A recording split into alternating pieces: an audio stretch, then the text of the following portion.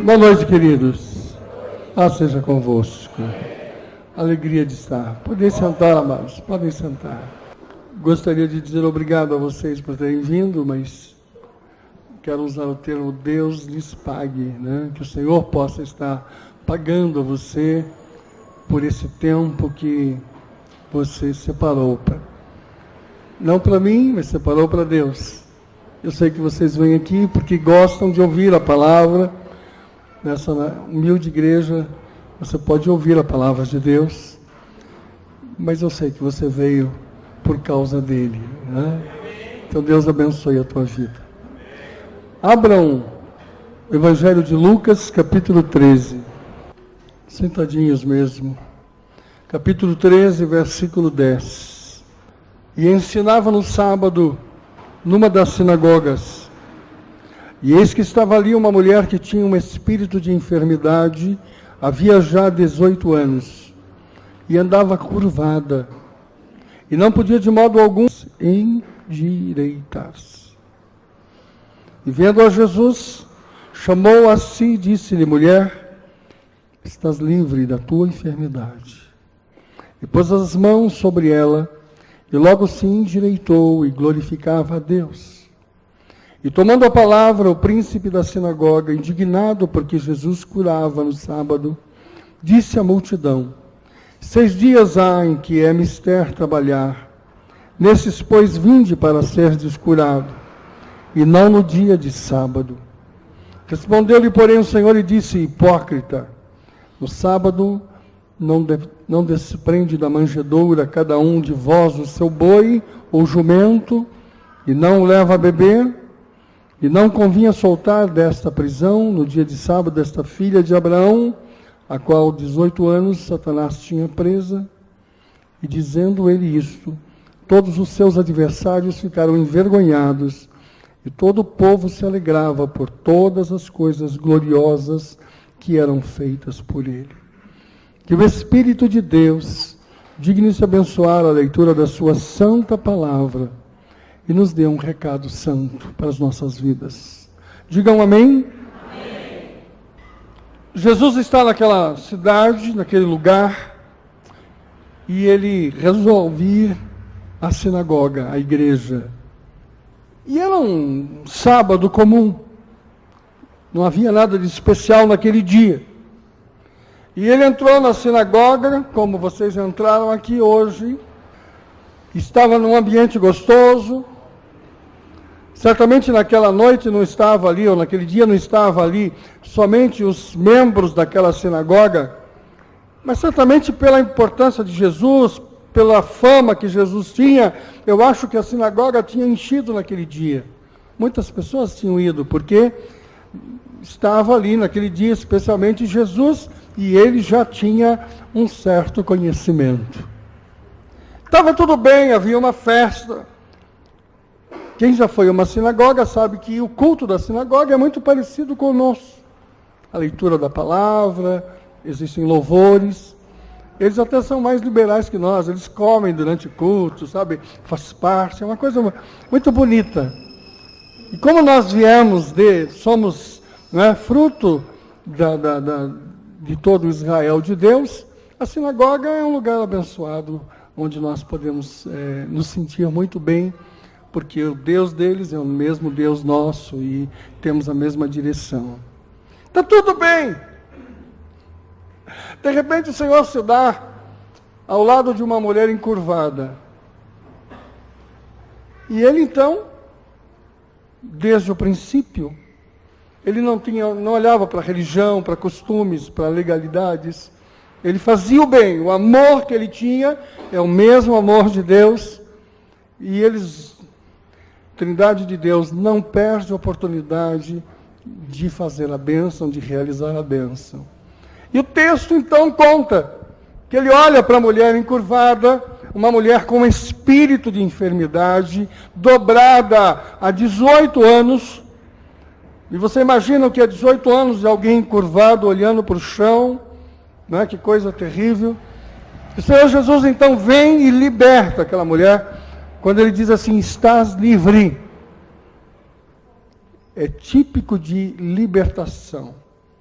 É típico de pessoa que está escravizada, está dominada por um espírito que a domina, que a retém, que a aprende, e o Senhor ali determina a sua liberdade. Por um momento houve uma alegria imensa. Imagina a alegria dessa mulher por poder finalmente levantar-se, ficar alerta, poder olhar para cima e ver as coisas.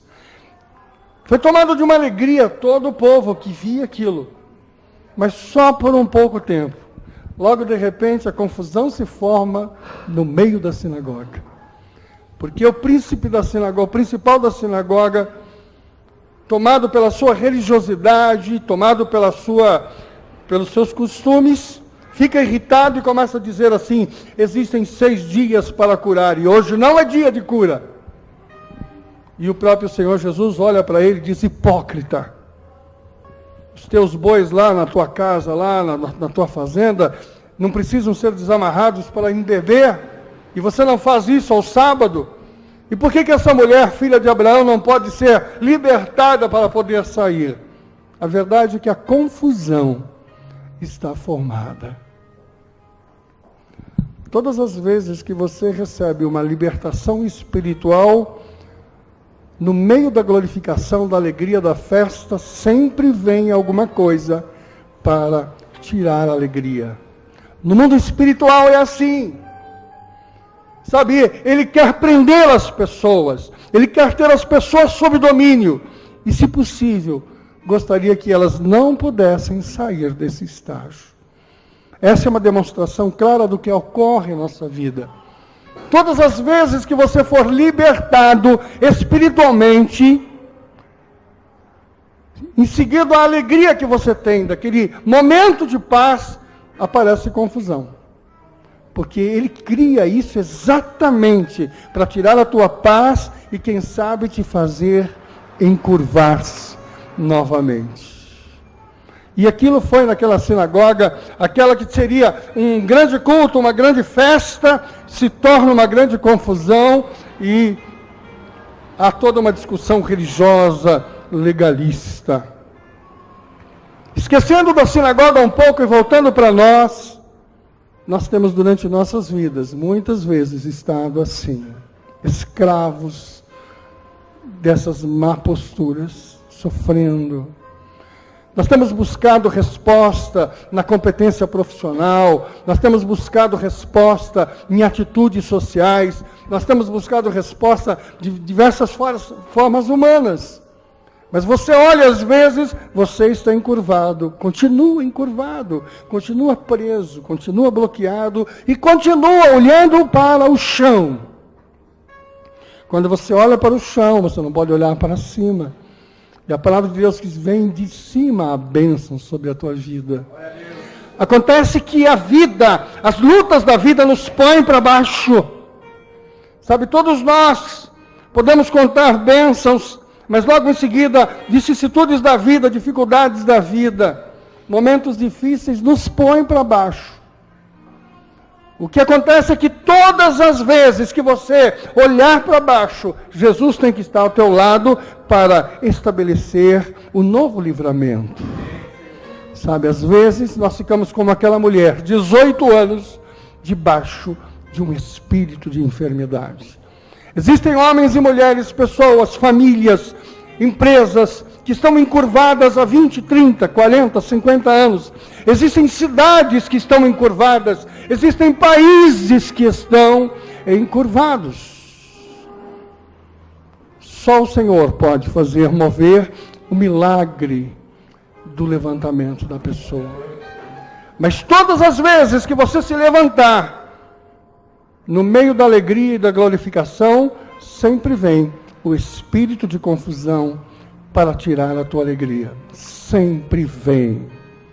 Porque não estamos lidando com uma sociedade, não estamos lidando com um negócio, estamos lidando com o mundo espiritual. Estamos lidando com forças malignas espirituais do mal que querem a nossa destruição. Eu queria dizer a você que você fica encurvado se quiser. Porque se você não quiser ficar encurvado, Basta você aceitar o livramento do Senhor, e Ele estará sempre dentro da sinagoga, esperando você para colocá-lo de pé. Por isso que é importante você separar um tempo e dizer: não abro mão na minha agenda de ir à casa de Deus. Sabe, aquela mulher estava 18 anos encurvada, e aquela noite ela podia dizer assim: está frio. Ou naquela tarde ela podia dizer assim: não vou. Hoje tem algo melhor. Ela teria continuado toda a sua vida encurvada. Sabe, não é necessariamente a casa, o local que faz o milagre. O milagre é feito pela presença do Senhor Jesus. Mas é importante que você esteja ali. Ele diz: onde houver 2 ou mais reunidos em seu nome, ali Ele está no nosso meio. Uma coisa muito importante é que o amor do Senhor é imensurável. Sabe, nós nos achamos cheios de defeitos, nós nos achamos, às vezes, até sem direito de nada pedir. Às vezes nós olhamos para a nossa vida e dizemos: não temos direito para nada, nossa vida mesmo é por aqui, é ficar encurvado. Mas Deus é rico em misericórdia, está sempre pronto a fazer. Eu quero ler com vocês um outro texto, que já preguei aqui, mas que gosto muito de relembrar. Você pode abrir Mateus capítulo 13. Capítulo 13, versículo 45 e 46. Outro sim: o reino dos céus é semelhante ao homem negociante que busca boas pérolas. Boas pérolas. E encontrando uma pérola de grande valor, foi vendê-lo tudo quanto tinha e comprou-a. O reino dos céus é semelhante ao homem negociante que busca boas pérolas. Sabe, Deus, no seu amor e na sua misericórdia, busca essas pérolas. E eu já vos ensinei o que é pérola. Essa palavra eu já preguei algumas vezes aqui. A ostra está lá no fundo do mar. E por qualquer motivo da natureza, abre-se uma entrada e uma pequena partícula de areia entra para dentro do molusco.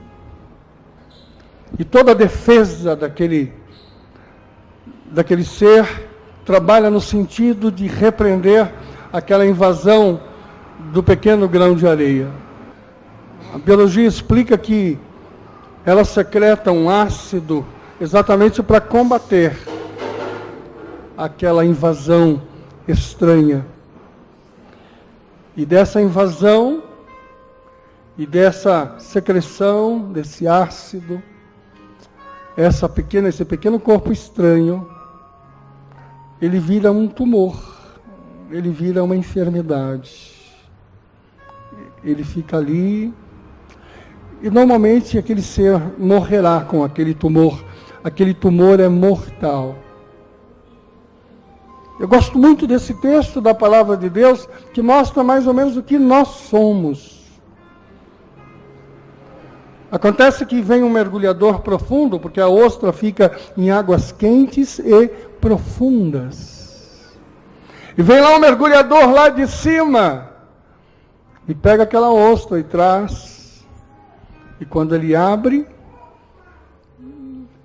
não é areia, não é o ácido que a combateu, mas é uma boa pérola. Na realidade, uma boa pérola fora um grande tumor. Uma boa pérola fora uma enfermidade. Uma boa pérola foi algo invasor, algo ruim. E a boa pérola é uma forma de identificar nossas vidas. Nós não somos perfeitos. Nós temos defeitos. Talvez seja forte dizer: somos quase um tumor. O caráter do homem compreende, guarda em si próprio coisas horríveis: ódio, egoísmo, competição. Nosso corpo é um corpo terrível, gosta de coisas estranhas. O melhor de Deus, que é bondade e misericórdia, andam longe de nós. O melhor do caráter de Deus está distante de nossa vida. Nós somos um tumorzinho. E ainda agravado pelo pecado de Adão, que também é uma forma de invasão sobre nossa vida. Porque nós éramos uma ostra sadia, quem sabe, sem problema nenhum, pronto para andar pelos mares da vida. Mas o pecado de Adão e Eva, é um corpo estranho que foi colocado em nossa vida. E o pecado vira um tumor em nós também e nos mata. Mas o reino de Deus, diz a palavra, é exatamente isso. O reino dos céus é semelhante ao homem que busca boas pérolas e, encontrando uma pérola de grande valor, foi e vendeu tudo quanto tinha e comprou. Esse mergulhador veio dos céus. Deus pegou o seu filho e disse: meu filho amado, único, unigênito filho, desce e compra essa pérola, compra essa boa pérola. E o Senhor não virou para ele e diz assim: pai, é um tumor. Ele diz: não, é uma boa pérola. Por isso, quando o Senhor olha para a mulher encurvada, Ele não está preocupado se é sábado, se está dentro da sinagoga. Quem estava olhando, quem estava vendo, ele estava olhando ali uma boa pérola e ele queria endireitá-la. Quando Jesus olha para você, ele não olha pelos teus erros, pela tua cabeça, pelos teus atos, pelo teu passado. Ele olha em você, talvez encurvado por tudo isso, mas ele quer te tocar e dizer: seja livre, seja abençoado, seja libertado. Porque você para ele não é tumor, você para ele é uma boa pérola.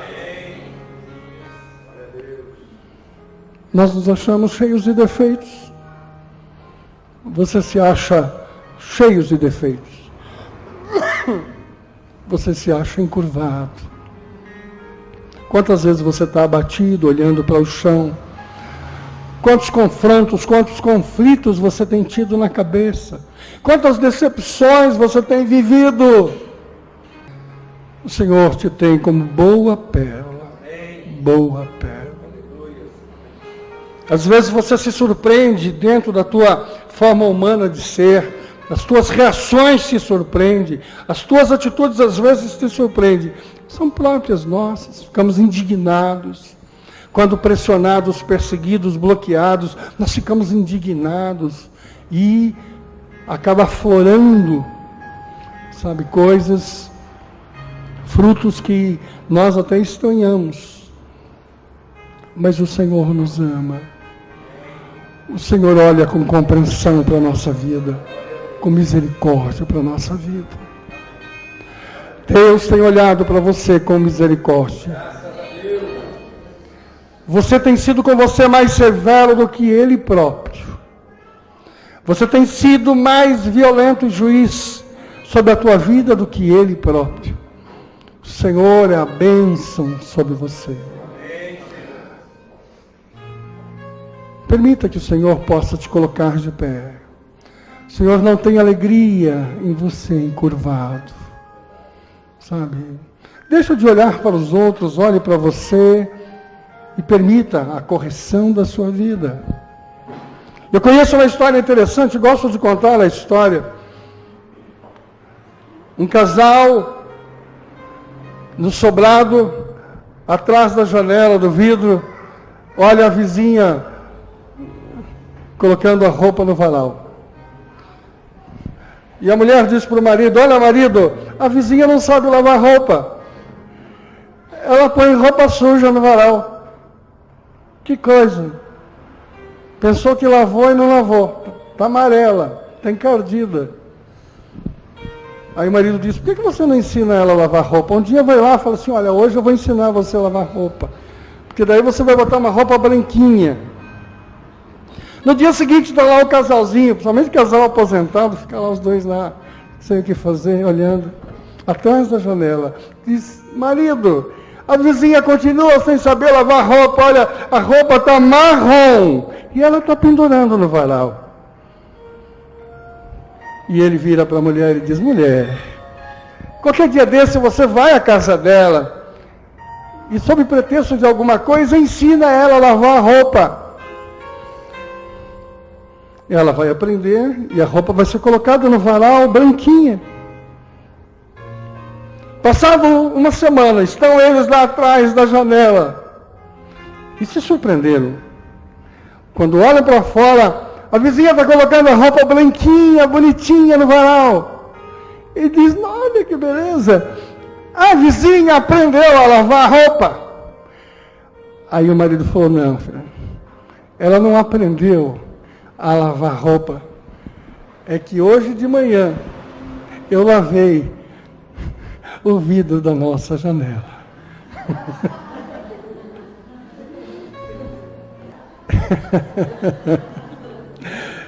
Eles olhavam por detrás de um vidro sujo, a vizinha colocar a roupa limpa no varal.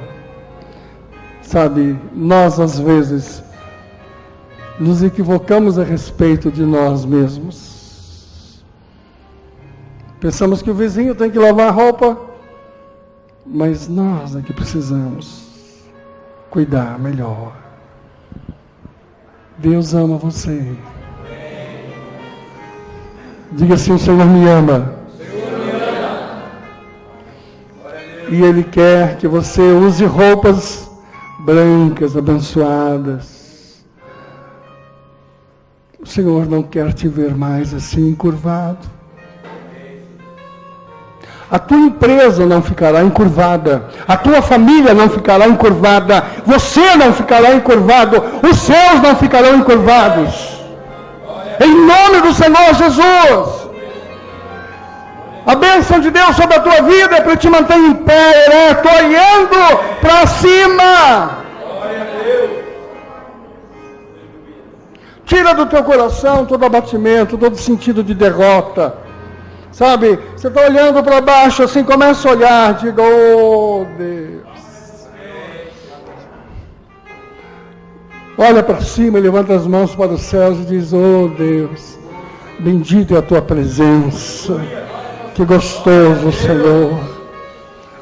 Glória seja dada, porque o Senhor me tem como boa pérola, o Senhor me tem como algo precioso. Você se olha como um tumor, o Senhor te olha como uma pérola. O problema é que alguns de vocês ainda se acham tumores. Alguns ainda se acham infeccionados. Alguns têm vergonha de si próprio. Abra o coração diante de Deus, exponha as suas necessidades. No domingo eu pregava aqui exatamente sobre a vida daquele homem importante, quando ele pega o seu problema e vai e leva ao Senhor Jesus, e tem uma resposta. E eu dizia: alguns de nós temos medo de levar os nossos problemas, de expor os nossos problemas. Alguns de nós temos vergonha de contar sobre nós mesmos. Algumas pessoas às vezes esquecem que eu tenho com Deus um compromisso de guardar as coisas, um compromisso de reserva com o Senhor, e me pedem: pastor, vou contar algo sobre a minha vida, mas por favor, não conte a ninguém. Eu disse: não contaria a ninguém, mas por que você está com vergonha do teu problema? Não tenha vergonha do teu problema, exponha o teu problema. Nunca ninguém saberá pela minha boca a respeito de você. Mas os nossos problemas precisam ser colocados diante do Senhor. Os nossos problemas, levemos à sinagoga, porque Jesus vai estar lá. Porque onde estiver a palavra de Deus, ali está o Espírito do Senhor. Exponha o seu problema, não tenha vergonha dos seus problemas, e esteja ao lado de forma que ele possa estender as mãos e dizer: livrado está a sua vida, retomado está a tua vida. Alguns de vocês estão em servidão. E hoje aqui é um lugar apropriado para a libertação. Eu quero libertar o seu coração de mágoas, de tristezas. Eu quero libertar o seu coração de sentimentos improdutivos, inúteis. Às vezes nós ficamos presos em uma paixão, ficamos presos num sentimento qualquer, que não produz bênção nenhum para as nossas vidas, mas nós estamos presos naquilo. A vida parou, a vida não anda mais, porque teu coração, teu pensamento é só para aquilo, e todo o tempo você gasta só pensando naquela possibilidade, quem sabe naquela pessoa, e aquilo é um sentimento inútil, não vai te produzir nada. Você está sendo servo daquilo, prisão daquilo, aquilo é uma prisão na sua mente, no seu entendimento. Eu levanto as minhas mãos para curar o seu coração. Seja arrancado do teu coração, da tua alma, todo sentimento que não presta, tudo aquilo que não te faz bem. Seja tirado do teu coração paixões que não te levam a nada, sentimentos que não produzem nada. Seja tirado do teu coração espírito de medo, espírito de covardia. Seja a tua vida colocada ao lado do Senhor Jesus para que Ele te levante. Glória a Deus. Eu retiro do teu coração, da tua mente, tudo aquilo que te aprisiona. Muitos de vocês têm perdido o sono, querendo coisas que o Senhor não quer dar, porque se der, não será bênção para a tua vida. Então o Senhor está contra isso, o Senhor não está abrindo portas, o Senhor não está concedendo, porque Ele sabe do amanhã e sabe o que representa amanhã, então Ele não te dá, Ele não abre portas, Ele não facilita, e você perde o sono pedindo isso. Eu curo esse espírito de enfermidade que há sobre a tua cabeça, pedindo aquilo que é para o seu mal, pedindo aquilo que não te serve.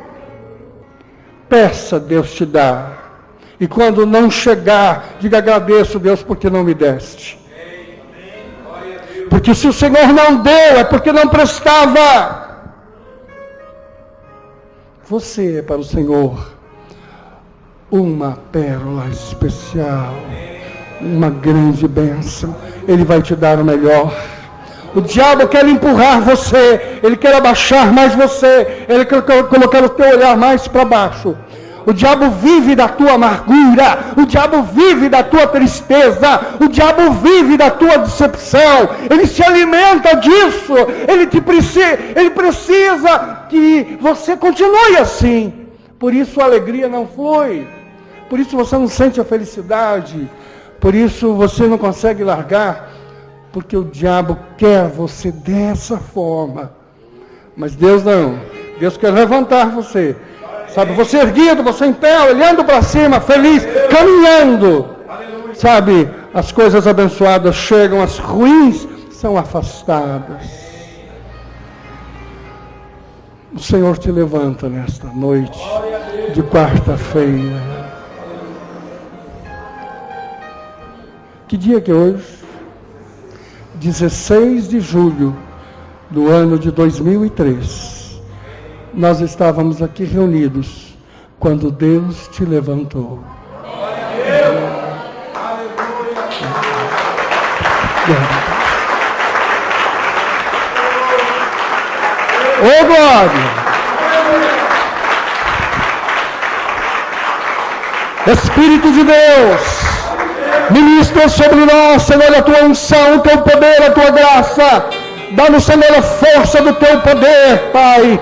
E este lugar agora, Senhor, é uma sinagoga santa, abençoada como aquela que entrou. E estando aqui a tua palavra, Senhor, nós não nos sentimos mais encurvados, mas nós somos erguidos, levantados pelo teu Espírito Santo, e nos colocamos de pé, e recebemos a bênção do Todo-Poderoso sobre nossas vidas, e ela é posta em pé colocada a nossa empresa, em pé colocada a nossa família, em pé colocado todas as nossas necessidades. Ó Deus, a confusão levantada por Satanás, que sempre advém a tua bênção, nós não aceitamos nesta hora, nós não recebemos nesta hora, nos declaramos contra toda a força do mal. Bendito seja a tua intervenção, que nos livra para podermos beber da melhor água. Obrigado, Senhor, porque nos tira da escravidão, da servidão, tira do domínio do mal, do domínio do diabo, do mundo,